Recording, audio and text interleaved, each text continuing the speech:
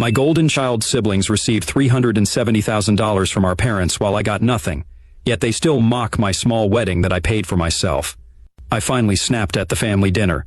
I 27 male and the third of 4 siblings, and I've always felt like an afterthought. Lori 33 female, Chuck 29 male and Jade 25 female have always gotten the first and best from my parents and each other.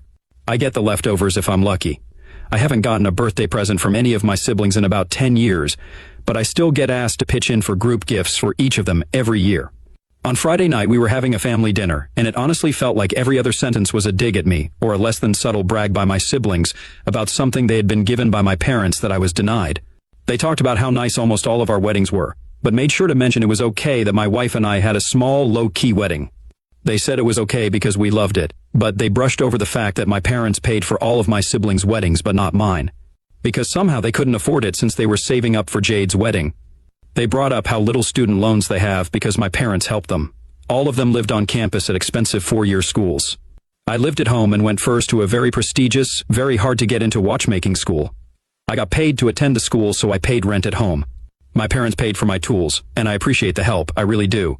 But they paid $120, $150K each for my siblings, while they gave me $7,000 for tools. But to them, it's equal.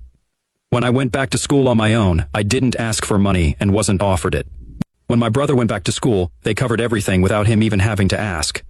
There were many other small moments, comments about cars and other lifestyle choices.